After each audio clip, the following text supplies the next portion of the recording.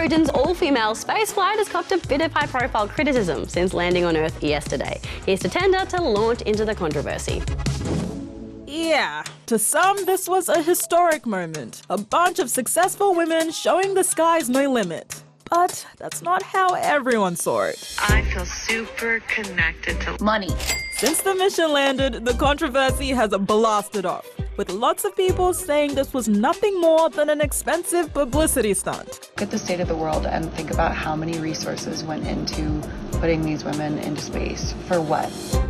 As some pointed out, space tourists often pay tens or even hundreds of thousands of dollars for a ticket, a luxury that's only available to a lucky few. Others say there are women doing real work in space exploration that should be supported and celebrated. There's no other female astronauts that wanted to be a part of this that are not billionaires and millionaires. When I think of like feminism and moving the needle for women, I don't think about dressing up like Space Barbie. But the crew hit back on the criticism, saying the mission had actually helped to inspire young women and draw attention to the work being done behind the scenes to make the journey happen. I've had so many women and young girls reach out to me, and men too, by the way, men too, that say, wow, I never thought I could do that, but I see you doing it at this stage of my life. Who would have thunk it? Not me. A basketball star from Ballarat was one of the top picks in this year's WNBA draft. 24-year-old Georgia Amor will join the Washington Mystics after they chose her with the 6th pick overall. It makes her the highest drafted Aussie in the WNBA since Liz Cambridge was number 2 back in 2011. Georgia's 168 centimetres tall, but what she lacks in height, she makes up for in skill. Just for as long as people have called me too short, I've been working on how to counteract that. I have a little bit of dog in me that's going to keep me fighting.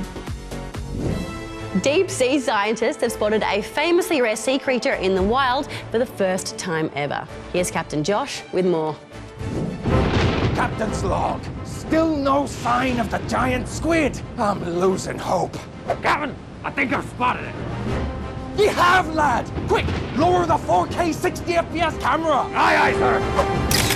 Well, thank goodness for today's technology, because what you are looking at is the first ever crystal clear video of the elusive colossal squid in its natural habitat. To see something that you have only dreamed of seeing alive, it's a magical experience. Now, we've known about the existence of the giant squid for a long time. In fact, sightings of it inspired stories of a gigantic mythical sea monster known as the Kraken. They say it had the power to sink a ship, lad.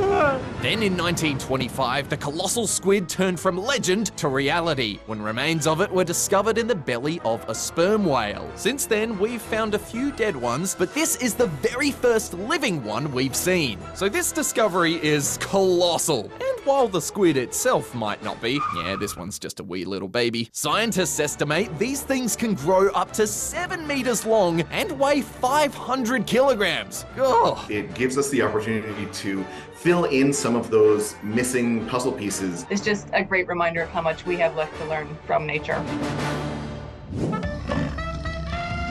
Now, if you're into amazing animals, don't worry, we've got some more coming up. Is that a Tasmanian tiger? No, it's a sausage dog. But not just any sausage dog. It's Valerie, the elusive runaway pet that's becoming a legend on Kangaroo Island in South Australia. She went missing while on holiday with her family back in November 2023 and was spotted in the wild in March this year.